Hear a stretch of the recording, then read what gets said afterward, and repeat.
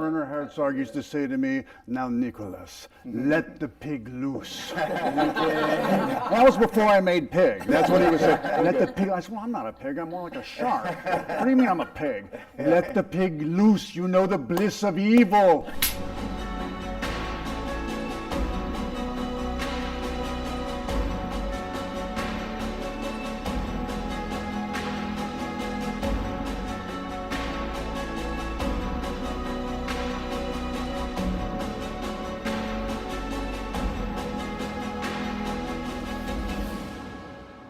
So let's dive in.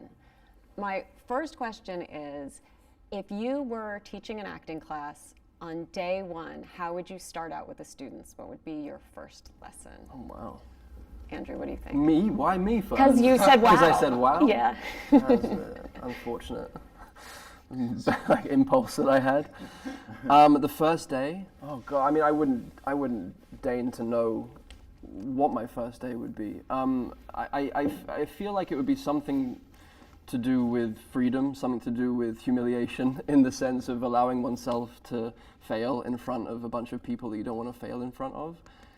I say that maybe because that feels like it's been my journey for the last 20 years, and I think about myself as a 17-year-old trying to get it right. I think about myself as a 38-year-old trying to get it right. And when I try to get it right, I get it kind of like half right.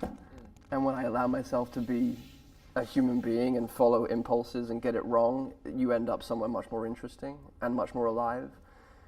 So for me, I think it would be about collaboration in play, and not making it about me or about how I'm doing versus how you're doing, but actually what can we make together in the spirit of kind of exploration and getting it wrong and allowing ourselves to get it wrong. You just made that up right now? Just like, no. That was wicked, bro. Is that right? Yeah, no, I was like, oh, shit, yeah, that's incredible. All right, yeah. thank God.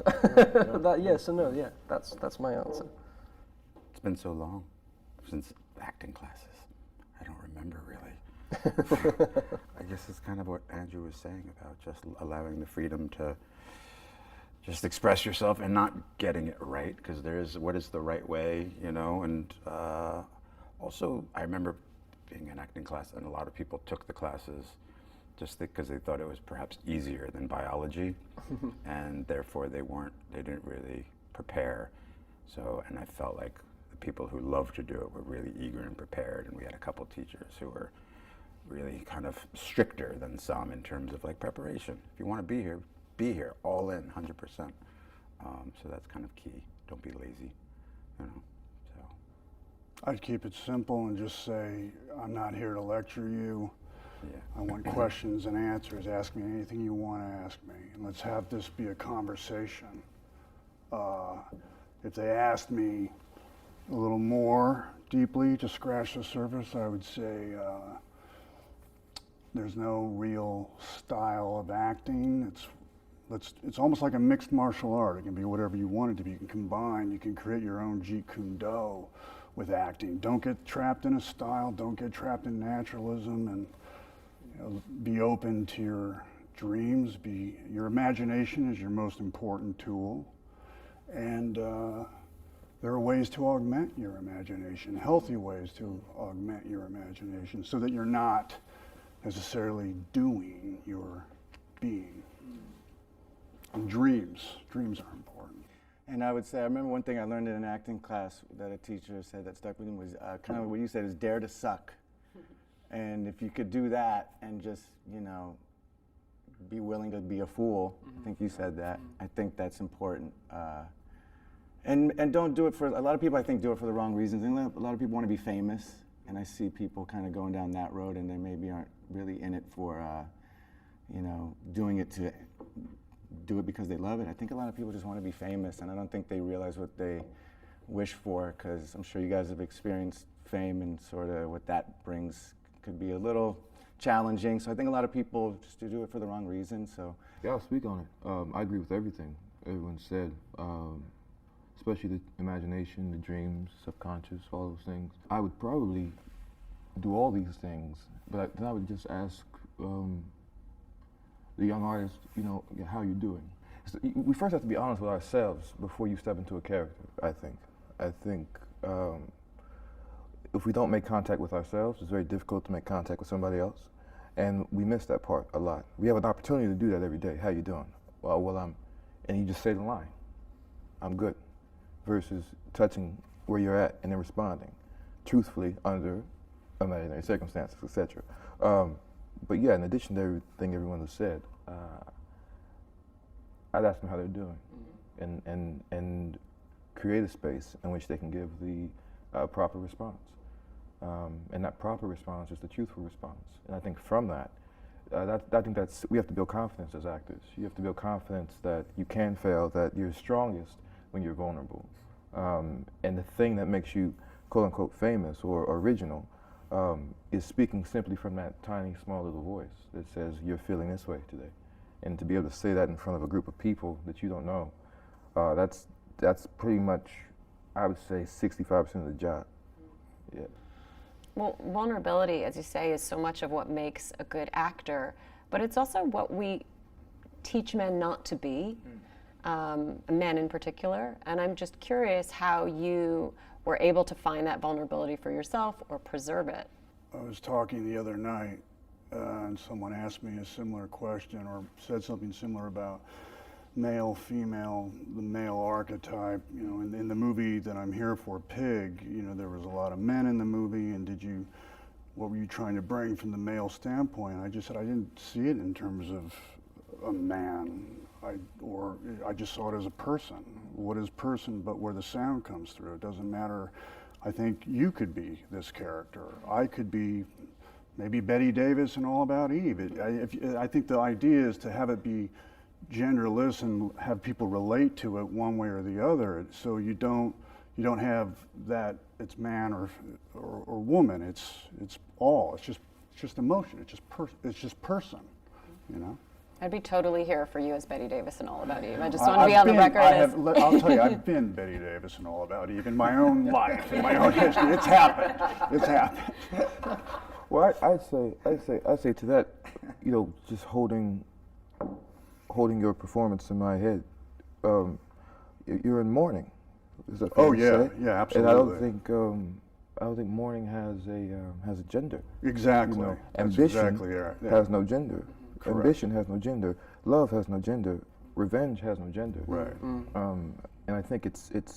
I mean, unfortunately, we all can grow beards and this and that, and we can be stuck in that masculine archetype. But It's all about the facial hair. yeah, pretty much, and the shoulders, you know, facial hair and shoulders, and then we're screwed. But I mean, that's pretty much what I have to say about that. I was just speaking to your performance, which I thought was, because it hits us at the end. What for me hit me at the end, what it was that he was dealing with. You know, that amount of tightness that he was walking around with, holding that. You know, and you go, what is that? What is that? What is that? And then it's revealed to us that, oh, he's in mourning. When we find out that the pig is not needed for the truffles, Right. the shit hits the fan. Then it becomes a human story. That's you right. know. And I think that's. I mean, Meryl Streep said that, didn't she? She said her goal is that essentially a cis white male can appreciate and connect to her portrayal of any character. You know, I think that's the objective. You know, as an artist. You know, back to that class.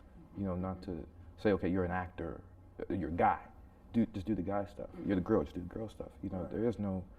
And we hold multitudes. Shut up now. But. Well, you said it far more articulately than I did, and you hit it right there. It's love and mourning, and revenge is not male or female. It's just us. It's all of us. You know. When you do a period piece, you're sort of made more aware of the gender roles, obviously, because of the different time period. Like Cyrano takes place in the 1600s. It was written in the late 1800s by a man. So obviously the character, the female lead, she's put on a pedestal. She's put behind glass, like many of those characters were. But the reason why it's a classic piece is I think that's been imposed upon it by society, upon the literature. It's not what Rostand's intention was, if you go back and you really read his text. So I think that's fascinating because he's a guy who was ahead of his time. But that's sort of one of the trappings of those period pieces. You just completely go in there assuming the gender roles, but if you take that away, especially in our case, our adapter was a female writer, it's really not there. It's just left. And also, I'd like to say, I think that, at least for me, I'm sure all of us, like being raised as men in the West, we sort of aren't allowed to be vulnerable. You sort of have this, I don't know, walls up. At least I did. You know, you weren't allowed to show weakness, and you know, I think, speaking of vulnerability, like all these roles that these guys did, and myself included, I think that's what it was, is being vulnerable as a man. I think that shows strength, like you said. And yeah, that's what's interesting to watch. Yeah, for me, it took me a very long time to get to the point where I was able to like let that go and show weakness, you know, or vulnerability. I mean, I guess they're not the same thing, but Yeah, it's interesting things like framing it as weakness is how we've been right kind of programmed Yeah. against our own very natural impulses to be receptive as well as, you know, kind of out there slaying dragons like this. yeah, this it's like a strange survival mechanism or something. Yeah. So like Charles Bronson grew up so poor that he actually had to wear his sister's dress to elementary school. That's how poor he was. They had no money. He had to go to school dressed in a girl's clothes. And you see the result of that in his stoic, strong, you know, once upon a time in the West performance, which is what I think you're talking about. It's like he had to do everything he could to counterbalance that, which is sad if you really think about it, that it was like that. It was that hardcore then. You know? Boy Named Sue kind of thing. Yeah, exactly that. But it's, I think, what Simon was talking about growing up in the West, or what we were taught, which is that or even many parts of Asia, even still like in Japan or Korea, if you cry as a man, you're looked, it's not everybody, but a lot of people think it's weak, you know, but I've seen some great movies out of Japan, like Koreeda or like Father Like Son, and you see a great looking, you know, strong Japanese man crying in that movie, and it's like, whoa, you know, and it really gets you. That's just the spillover, though, isn't it? You Yeah. know, the spillover of, I mean, the beauty about our jobs is that we get to take on these.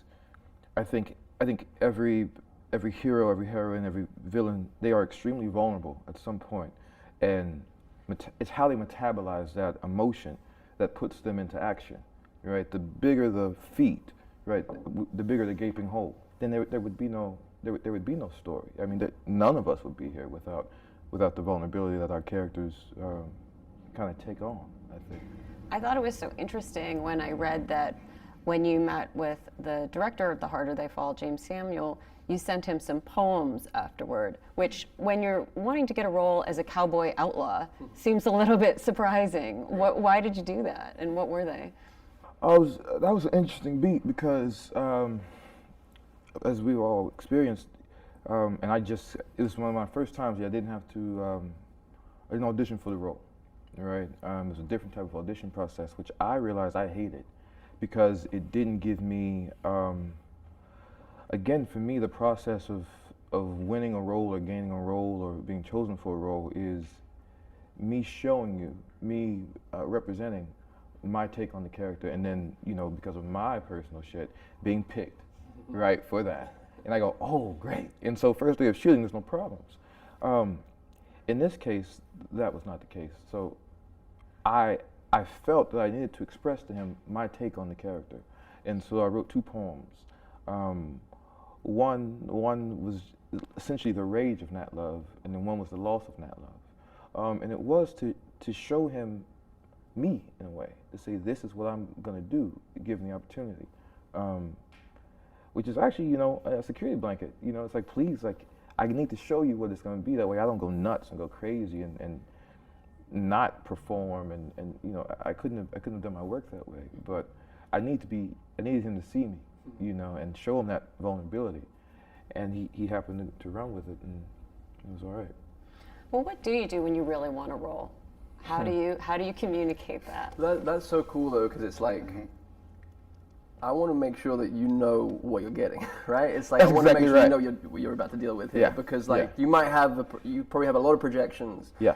just by looking at me or looking at my previous work about what you imagine, Yeah. or what you imagine how I'm going to fulfill what you maybe the vision you want in That's this right. film. But That's actually, these poems may give you something totally different, and it's cool for you to say, you're not the guy for me. Yeah, that's right. Like that's like That's like self-empowering. That's you kind of like giving him an out and giving you an out from a situation that may not be a good collaboration, which is like crazy mature and wild and like kind of bold as hell. It's like, I've never heard the flip of that, like people that you enjoy the audition process for that reason, that you've proven something in that earn it, process. yeah. Because most actors, myself included, like that scares me away from the whole craft. Wow. The idea of auditioning. Yeah. It's terrifying. Yeah. It really is the worst. And some people, my wife is a theater director, and some people do great auditions and they get there and it's like that's all they had. Right. There's nothing to build off of or from that. And how would they really know, like in a casting office, how would they really know if something was great? If it was truly great, Right. it would be unlike anything they'd seen before. It would be original, and that would probably terrify them. So what I would say to that classroom, going back to that classroom, is if you're going to send an audition, you know, things look better in a frame. So why don't you videotape it and then show them different options so they know you're not completely out of your mind, and say, this is the range I can give you. Because if it's just in a room, they're not going to know greatness when they see it. And they don't know better than we know. They don't. We know what we can bring. We know what our craft has. We know what our instrument is. Yeah. And they either very rarely have that eye where they can go, oh, wow, that really, I felt it, or they're by and large going to be terrified of it, which is what my experience was. Was that your experience? Has that been your experience? Do they look at you and they go, I don't know what you're doing? You know, they're looking at their nails. Eating almonds. And to go back to what you said, sometimes the more you want it, the less it comes to you, kind of thing. Like I remember I would overstudy for an audition. I'd want it so bad, and I'd go in there and nothing would happen, or I'd go in there disheveled and half hungover and book the job. So it's kind of one of those things where sometimes the more tight you hold on, Because you're making it precious. I think people what we feel do that. is should be the That opposite of desperation. making anything precious. right? And like that's why there's so much sort of pressure put on young actors, because every moment they come in, they fix their hair, they put their makeup, and the next take has to be really precious. And now you should just, you know, Cassavetes style. Are you rolling? I don't care if you're rolling when this is happening. You film it. It's happening, as opposed to action preciousness and got to get it right. As you're saying. But how much of that is the grown-up actor? You know, because we're again back to our classroom. Yeah, back to our school. We're trying to get these kids back to the sandbox. You know, where they're not thinking about, oh, I gotta have the role. You know, like they're just thinking about, this is how I would play it. You know, like. But I find a lot of people that I work with, if they're over-prepared, they're not listening to you. No, I agree. You're like, are you in the scene Right. with me? Yeah. Because can't we just riff? But there's another weird thing going back to the acting class that we've all created. Like you in America, you guys have the Actors Studio, and you have a place that like for actors to come and gather and keep the muscles working and work on things that you would never usually work on. In the UK, once you're at a drama school, even if you don't go to drama school, you're kind of just like, everything is that pressurized. And I think it's the same here, because I think not many people are involved in the Actors Studio as much as maybe should be. But like, you have the history of Shakespeare. Everybody knows. I was on a chat show in England last week, and one of those on camera, and we were talking about Hamlet for 15 minutes. That doesn't happen as much here. But it would also be so wonderful for us to have a gym, for us to have a room to go and like keep that looseness, keep that fair, and mentor younger people who are going out on their first auditions, who are kind of like, who have that, who it's inevitable to have that, like, how am I going to make ends meet? I don't want to work at Starbucks for the rest of my life. I want to be able to make a living off of this. So like, this is the most important moment of my day, of my month, this audition. Like how, like to stretch that out for them, to kind of like give them space. And for us as well, I know I need it. I need to keep my muscles loose so that when I get on set, I don't go, oh, this is like the moment where I perform, whatever that means. Right. I don't know, I find that interesting that we don't have that. Even like just this now, talking to a bunch of actors around a table is just so rare and beautiful, and to be able to say, oh yeah, we have similar things that we kind of like struggle with. And I don't know, I find it quite, mentorship is such an interesting thing that I don't think we really have as much in our community that maybe You need to look should. for it. I think it needs to be there. It's like I consider myself a student. I'm a student, and every time I get to work with a young actor, for like Alex Wolff or Fred Heckinger, Alex Wolff's so great. I know, but I'll be like, well, what do you think of this? Because I'll learn from you, you know, and we riff off of each other, you see. So I think that's the mindset. And then also going back to the precious thing, I think if I had to talk to the classroom. We didn't start it, you started it. Yeah, but our little classroom. I love that you're running with it. Thank you. With the risk of sounding like an arrogant, you know what, I would say, you know what, you can't be great unless you know you're great. And you are precious. So be precious about it, because what you have to offer them is precious. Whether they get it or not doesn't matter. You're precious. Go in and be great like you know you're great, because that's what you are. 3 of you around this table are working with directors who are making their first feature, which is an interesting leap of faith. I mean, they had experience in other realms. I mean, how did you know that you were stepping into it, that you were going to be in the right hands? I mean, Nick, in your case, It was just conversation. Well, first of all, I had the luxury of them, you know, Michael and Vanessa writing just a script that sung to me. It was just so lyrical, and I just felt I knew I had the life experience, the dreams, the imaginations to be able to be Rob without forcing it. We didn't do more than 1 or 2 takes. But I sat down with Michael and we had a quiet little conversation. I said, you know, I had a dream last night about my cat Merlin, and something horrible happened to my cat. I just know I can play this part because something horrible happens to this pig. But awesome. By the way, did you try the shishito peppers? Aren't they good? And then we just started smiling at each other and we were off to the races. And it just flowed, you know. You can tell, right? When you meet somebody, you have an intuition about them, you know it's going to work, right? Yeah. You click. Can you tell? How do you know when you're going to click with a director? I mean, in your case, you had nurtured this play, right? Before. I was a part of. You were part of it. Something that was, you know, somebody else's brainchild. And Joe Wright comes aboard. How do you know you're all going to collaborate well together? You don't. You just jump off the cliff. And if he was inspired by something that we did a stage production of Cyrano that he was inspired by to make a movie of it. And if he's inspired by what we're all inspired by, then that's part of the journey, that there's a trust there. But you don't know going in, and that's sort of scary every time. But it usually works out. Rare is the bad experience. I mean, it can be rough experiences. I think if you do it long enough, and I think we've been doing it long enough, we know through experience the kind of personality that you're not going to gel with. It's very clear. So when I got to sit down with Michael, I knew he wasn't that, and I knew we would jive and we would have a flow together. But you can tell if someone's all about themselves and there's an arrogance or there's just a kind of self-involvement where they don't look at the beauty of filmmaking, which is that it's a collaboration. You know, I think after time it becomes almost like a second sight. Instinctively, you can see somebody and go, okay, that's probably not going to work out. And that's a rare thing with first-time directors as well. In my experience, anyway, there's a kind of, going back to the tightness, there's a fear that creeps in, especially if someone isn't owning their lack of experience or their lack of knowledge. There's that terrible well, then I have to be in control of everyone, and I have to treat actors like puppets, and I have to do, and then suddenly you want to go home and you don't want to be a part of this anymore because you're not actually being asked to show up, like with your poetry. Like it's like I want to make sure I'm bringing all this poetry. Like, do you want it? Because I'm bringing it, even if you want it or not. But with Lin-Manuel Miranda, you know, obviously he'd done a few things. He's a Pulitzer whatever winner before the age of whatever, motherfucker. And like he's like, so like when he calls, you know that whatever he's calling you about is going to be rich. It's going to be textured. It's going to be deeply moving. It's going to be joyful. It's going to be the whole human experience from the work that he's attracted to. But Lin shares something as a first-time director with the thing that set apart, like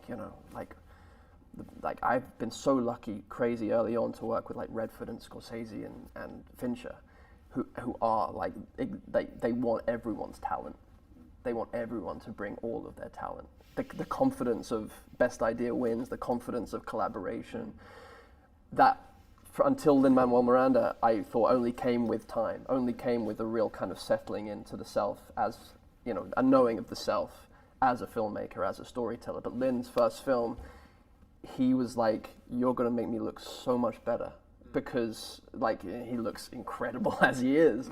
That's no detriment to him. But like that was one of the beautiful things about Lin was like, actually he he made your consciousness expand because his consciousness is so expanded. Like the fact that he was like, yeah, I can direct a film. Yeah, let me give it a try. Like he's missing a couple of synapses. Like he's missing that kind of like Fear part of censored doubt. He's like, no, I think I can. He was raised by parents that just didn't traumatize him, I guess. And he's just kind of got this like clear runway of like not needing therapy. And he's just like kind of like creating, just like a child, like a 6-year-old still. Like this incredibly precocious 6-year-old. And then that becomes infectious. And he loves everyone. He loves talent. He loves creativity and everyone bringing their own particular unique beauty and dreams to his bigger dream. So yeah, for me, that's what it was. Well, a lot of these directors become very micromanaging when they lack confidence. A truly confident filmmaker knows not to fix something which isn't broken. So what they do is they welcome the blossom, the flower of our creativity, and they want us to bring it, you know. And then maybe they'll give us 1 or 2 takes, and if there's something a little off, then they'll come in and sculpt, you know. But they want to see what we bring. I remember when I was working with Ridley on Matchstick Men, and I went into his office and we had a cigar together, and I said, you know, Ridley, I've been reading this script, and I think, yeah, it's OCD, but a little of what I know about obsessive compulsive disorder, there's also a Tourette's component. So I really just want to explore, like really graph out the different outbursts, the different twitches, whatever, so that we can have that component. And he looked at me and said, you know what, Nick, you find it and bring it. And that was it. You know, that's confidence. Right, right. Simon, in your case, you get this phone call from Sean Baker just a few days before he wants you on the set. Can you tell us what was going on in your life when you got that phone call? And Yeah, so this is pretty interesting way to get a job. I was sitting out I moved out to the desert, you know, right before the pandemic hit, and I was sitting out, it was July of 2020, and I think everybody was sort of like, you know, what's going on? I think we were collectively in a very weird place. We were living in the twilight zone, still kind of are. And I get a call out of the blue from a mutual friend of Sean Baker's saying, can I give Sean Baker your phone number? Of course you can. And he calls me up and he said, hey, I need to have you audition right now. Can you send me just basically a cold read of this monologue? So I did, sent it to him, and he said, I need you in Texas in 3 days. We start shooting. So I didn't even have time to think. And going back to the director conversation, he said, do you trust me? And I said, yeah, I do. And off instinct, just from seeing his films, from seeing Florida Project and knowing just kind of, you could just tell through his films that he was, I don't know, I trusted him. And he said, you're not gonna make any money, I'm not gonna make any money, we're gonna make a cool little movie, just get out here and let's go. I know you don't know me.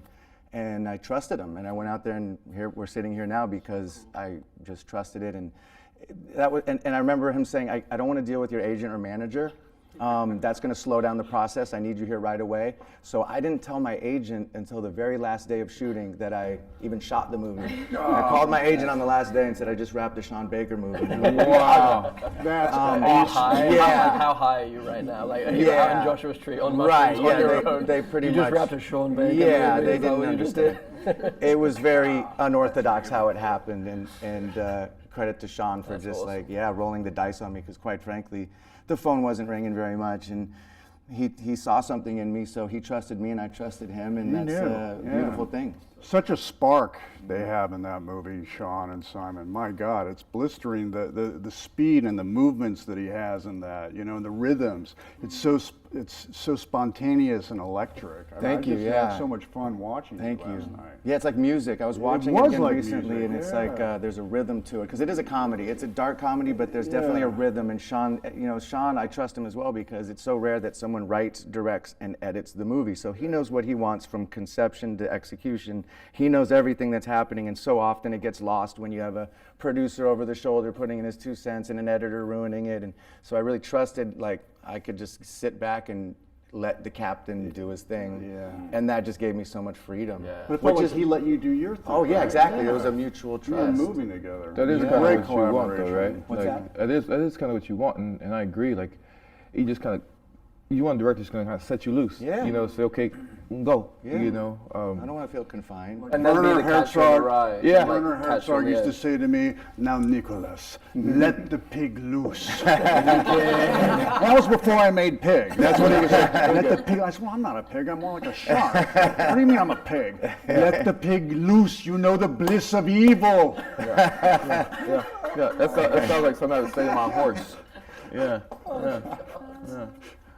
On the holiday farm, my horse's name was Cinco, and if you wanted Cinco to go, you say, "All right, go ahead." You say, "Go ahead," and he'd take out. Your horse? My horse in On the the movie? Western. Yeah, Oh, yeah, right yeah. on, yeah. But then music and boom and boom, and James Samuel, of course, right, who was the director of Holiday Fall and is as a scientist, is a mad scientist, I think, and very much, you know, a first-time director. But you go, okay, bro, here are the poems. Okay, you see what I want to do, and then he just sets the space up. It was almost like, to me, in addition to the confidence that a first-time director has to give, they have to have a clear vision and have a clear faith in their protagonist. You know, and you've got to feel that. You got to be like, okay, you want me to do this. One thing Spike Lee said to me on The Five Bloods, he said, "Do it, Morehouse." So he used to call me Morehouse. Just do it. You know, and it was literally like, that is what I mean, that's a saged director, Spike Lee, and then James Yeah. Samuel kind of doing the same thing. And he's The best. a music producer, you know, he's a music man, he's a full-on creative, he's an artist. Some things he'll say all the time, "No, I'm an artist, I'm an artist, I'm an artist." And one of the things he would say on set the whole time is, "I'm making a classic, I'm making a classic, I'm making a classic." And I just kind of keep my mouth shut. But if someone says they're making a classic, you know, for 8 months in the middle of quarantine, you go, "All right, fuck it, yeah, we are, let's go." You know what I mean? Was that his decision to do the reggae music on the? All of that it. was so cool Yeah. visually. That messed my brain up. Watching a cowboy western with reggae music was Yeah. that was really cool. Yeah. Well, at least you had a nice horse. My horse on Butcher's Crossing, named Rain Man, wanted to kill me. Rain Man, where'd you shoot that? Montana. I was Okay. in Blackfoot country on the reservation. Rain Man kept trying to knock me off the horse. He would try to run my head into like roofs, and then he would try to throw me, and then I'd get off the horse and try to be nice. And he would headbutt me. It was not fun. And I've always had good experiences with animals. Always had great experiences with horses, but Rain Man wanted to kill me. Rain Man. I'm so glad I got through that movie alive. Butcher's Crossing. And the last shot, it was just like, "Gabe, I'm not doing it. I'm not." The director's name was Gabe. I said, "I'm not getting on the horse again. Just." And then one of the Native Americans said, "Oh, Nick's just gonna, get off the horse. We'll get on." I was, "Okay, fine. I'll do it. I'll do it." So I got on the horse, and literally again, he kept going around circles trying to throw me off. And I was like, "That's it. That was my last shot." And you had to make it almost like a stunt. You did make it a stunt. You almost killed me on my last shot in the movie, man. Well, yours was a good experience. So as you can tell, I've got post-traumatic stress disorder from Rain Man. Talking about Rain Man if you want. I haven't let go of it. You have more to say. Well, you said that I went halfway through that conversation. You know he I went, clearly has let go of that. He's moved on. Yeah, Rain Man doesn't Rain- remember. Rain Man is done. Rain Man is in Montana with, I think, a man named Scotty. Do you know Rain Man? I know Rain Man. I've ridden Rain Man. Have you ridden Rain Yeah, Man? because Scotty. Did you Were you on Blackfoot Reservation with Rain Man? No, he came down to Santa Fe. 'Cause I think You've been Scotty, on Rain Man? I've ridden Rain Man. I've ridden Cinco. So was he nice to you? Was Rain Man nice I to think he you? made me a little older when I got him. Older doesn't mean we get nicer. No, that was I just rapped like 3 weeks ago. Then that's Rain Man. Rain Man. Yeah, he's fine. Well, he's fine with you. He likes In you. He doesn't Montana, like and me. that's Scotty. Like horses, Scotty I can is the feel wrangler. energy until they know when I can No, bad I'm energy. good with animals. Yeah, no, seriously, it was a clear decision on Rain Man's part that he wanted to kill me. Yeah. And it didn't stop, and they wouldn't give me another horse. So That's every funny. day, and then we were being chased by a herd of literally bison, and I'm on Rain Man, and I'm not sure he's going to get me out of there. It was anyway. I'll stop talking. Please don't. Please keep talking. Please don't. Yes, I Oh my goodness. did not anticipate this would be the topic that you would bond over, but I'm so glad. We would we got out of the we would bring class. Rain Man to the classroom. Yes, Rain Man comes to class. So fuck up that classroom. Peter, you're singing in Cyrano. What was that like for you? Trying to sing. Singing beautifully. No, trying. You were singing, brother. What are you There's talking about? singers, and then there's people who can sing. Getting back to that thing, I'm going to see how I'm just the singing. I don't want to talk about it because it's embarrassing and humiliating. That the first-time directors, I think, they get so much pressure to get it right again, and they have so many things that they have to juggle. But what I feel like what the great directors realize is you can get so much more done if you just slow down. I know that sounds very zen, but I feel like they're given like everything when the first time directors are compartmentalizing everything too much. And they're giving very little attention to each thing then, therefore, as opposed to slowing it down and absorbing everything and la-di-da. But singing is very weird. Did you have to take lessons, or did you already know how to carry a note? I took some lessons. Well, you have a beautiful voice. You don't like your low. singing voice? Yeah, what are you, Well, a baritone, right? There's when you listen to people like Matt Berninger, who is the singer for the National, who wrote the lyrics for our film, and Nina Simone and Leonard Cohen and all the greats that just have everything, a bit of their soul in their voice. That's what you try to do. Because you can't do an imitation of another singer, which a lot of people who don't usually sing do. And I had to stop listening to the National for a few months so I wouldn't do an imitation of Matt. There's just that, because nobody's going to sound like Freddie Mercury. No one ever will sound like Freddie Mercury, but we all want to sound like him when we're singing along to him. So you just sing from your soul, whatever you have of it. Andrew, was that your experience? And then there's real singers. No, come on, I'm not No, gonna. but you know what? It's cool though about that. You don't want a bunch of really good singers. You want like just a mixed bag of them. And we're not opera singers. You want, it's just like you want that sort of difference in all the different voices, and we had that in Cyrano. You guys have that in your piece. But I'm not willing to co-sign anything you just said about your own voice. I'm not going to enable this bullshit, Dinklage. Thank you. Andrew. It's Thank beautiful, dude. Like, it is singing from your soul. That's it. You just got to jump off that cliff and do something you've never done before. And I was like, never done a musical since I was a kid. So I'll try that. Well, it's vulnerable. It's going back to the vulnerability conversation. It is like I found it to be Yeah. another chamber of myself that I didn't know was there, that I was probably scared to know existed, because and I had a great teacher. I had a great woman called Liz Kaplan, who basically does what you do, what you just said, what you described. It's not about imitating. It's not about being a singer. It's about just unveiling your voice. Yeah. How your soul Until is you expressed do that, through it's your never voice. going to work. Right. It's not going to be. But she just kind of peels the onion. She's just doing wacky, weird, kind of woo-woo shit just to kind of get you in touch with you, and increase your range. And I don't know if you found this, but I had to increase. I'd never sung before, and I had to increase my range a lot.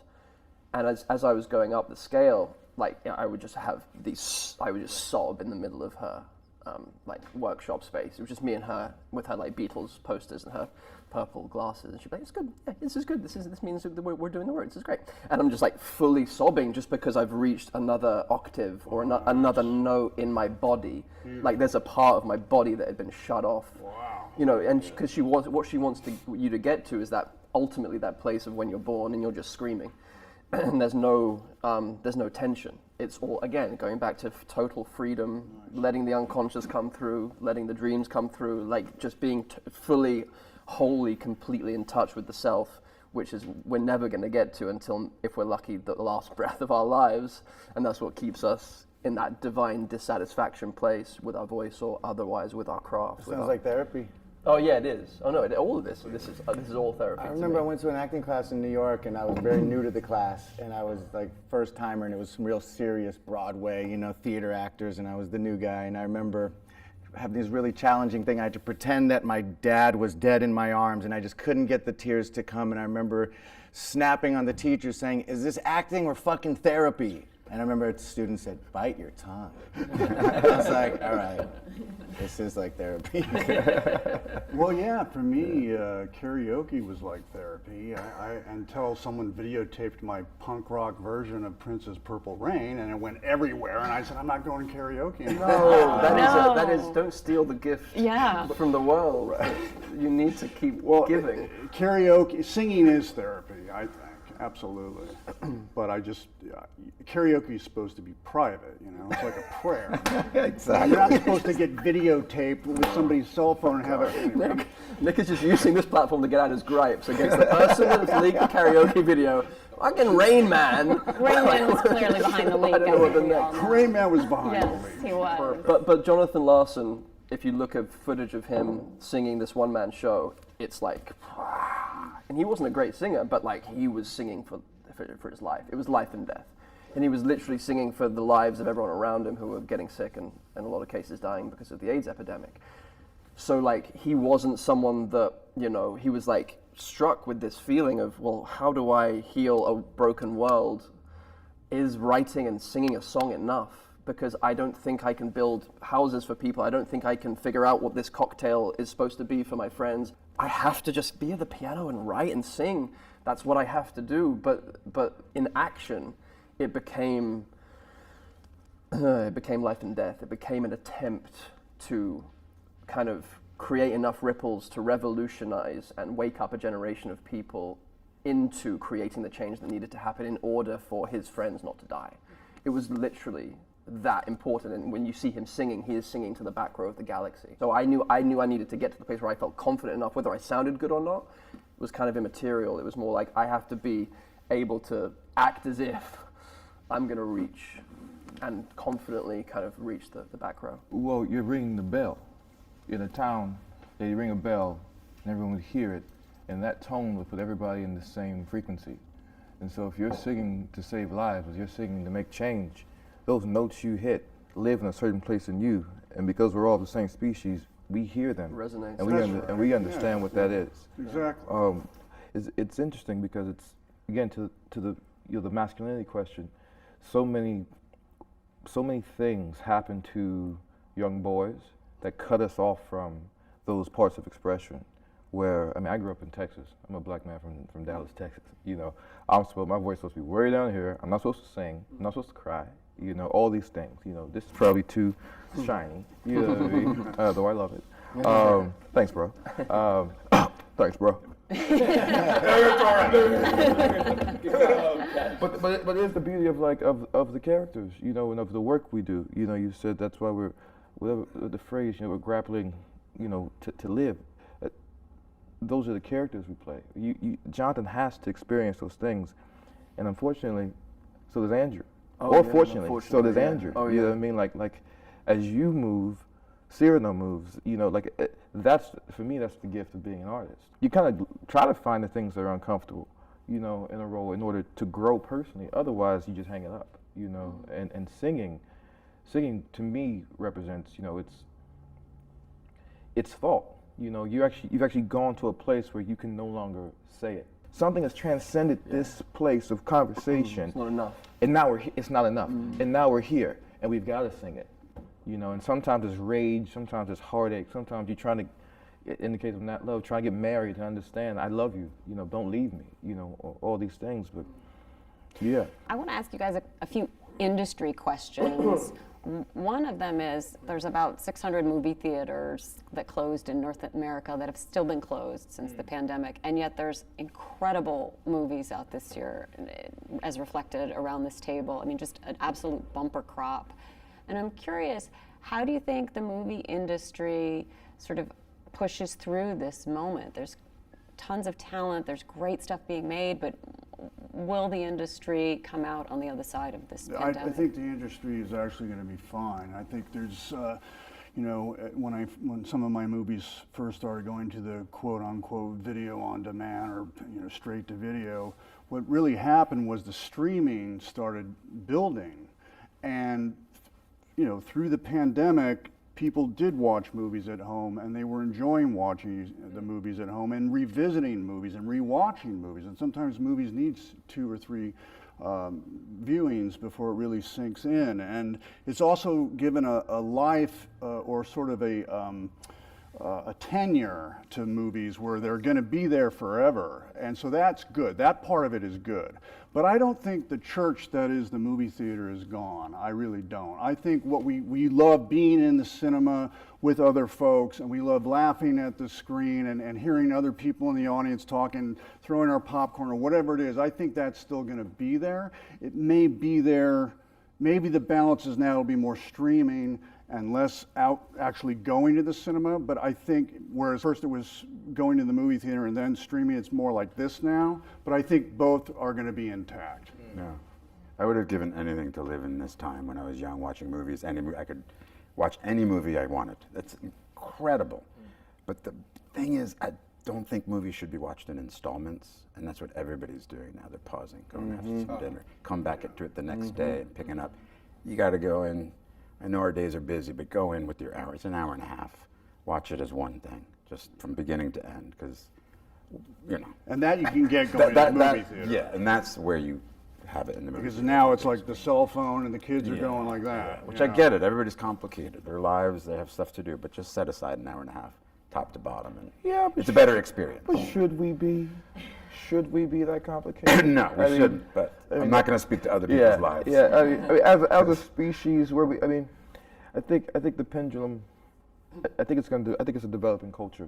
You know, the streaming aspect is. I think it's a necessary act to gather, to witness something together, to feel something together. This is catharsis. This is the essence of theater. Film. Yeah, it's a collective experience. I think it's better shared than just being. Yeah, I think you're right. All that's true. Stopping and playing it ruins the flow. You know, being in a room with other people, sharing it. Like I've been loving going back to the theater. I miss it. I didn't realize, until it's been taken away, how much I missed sitting in a movie theater with a group of people and laughing together. You don't realize till it's gone how magic that is. Nothing will ever compare to 1972 on 42nd Street in Manhattan, watching Death Race 2000, and people going, "Yo, Kung Fu!" Wicked. Just screaming at each other. I love that energy. Yeah. One topic that people are talking about a lot in the industry right now is safety because of the tragedy that happened on Rust. And there's some discussion of whether there should be guns on sets at all. It's so easy to use a rubber gun or a wooden gun and have a muzzle flash put in post. What do you think? I mean, should we move toward that? That should never happen again. So anything we can do to move away from that, then we should. That's our responsibility. Yeah, it's kind of a no-brainer. Like, clearly if no-brainer. it can be avoided. Yeah, and it can be avoided. Just look at what you can do with movies. But that also calls into question: are there too many guns in movies? We've all held guns in movies, probably. And as I always think about that, being anti-gun myself, but the character isn't. So, it's a very complicated thing. But that made it very clear that there has to be change, like now. 100%.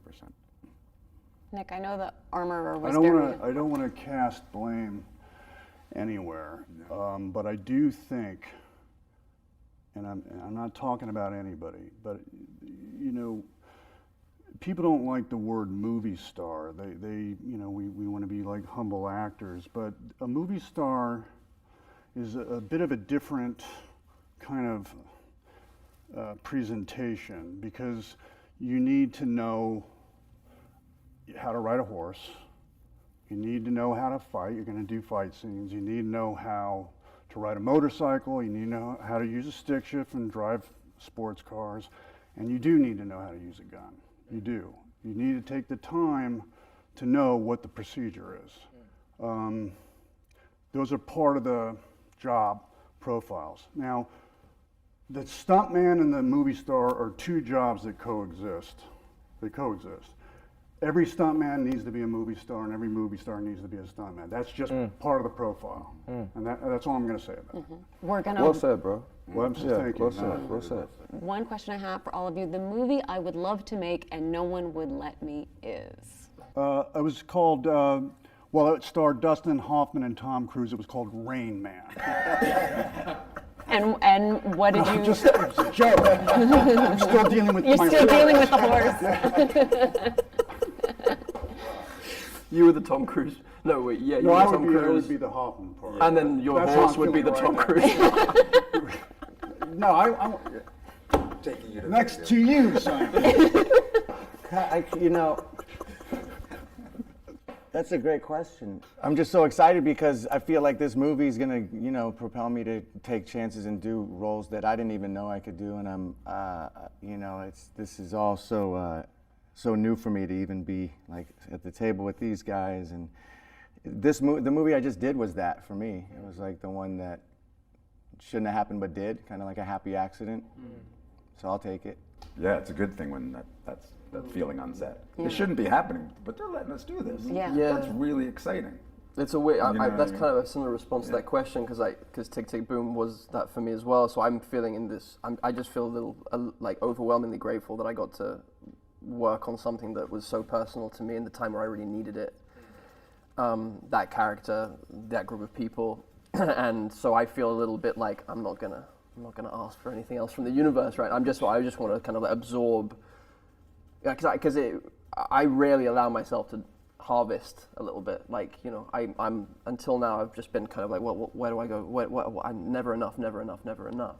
Just in terms of my own creativity or my own like longings, whatever it is. But there's a moment right now where I don't know, and things have happened in my life that have kind of created that for me as well. Like there's been a loss that I've been through, and so the world has shifted, and my priorities have shifted, and my dreams have shifted, and so I'm just very, very. I just feel lucky that I've managed to make some stuff over the last 20 years.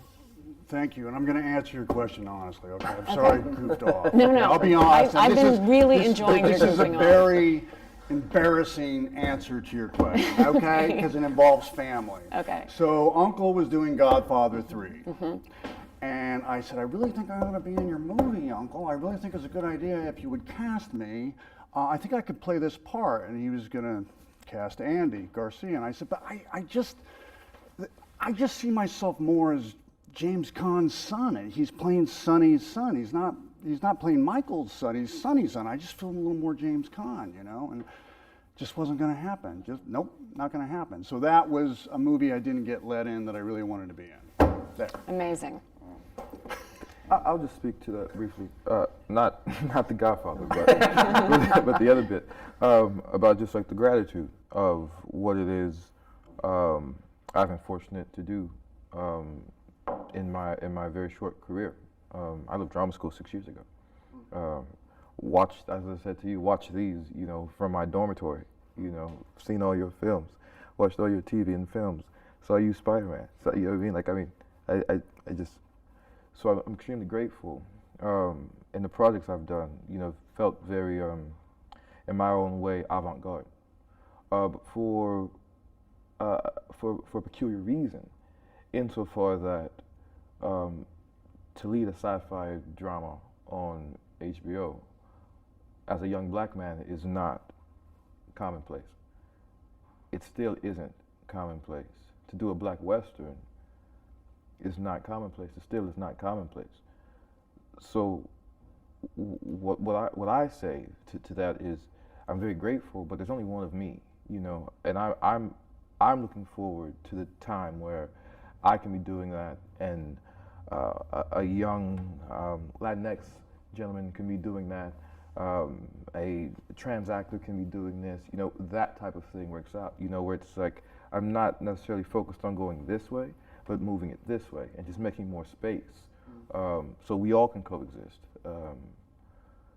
That's what I'm looking forward to. That's the movie, or that's the industry that I hope to be a part of, and continue to, you know, talk and meet wonderful fellows and yourself like this.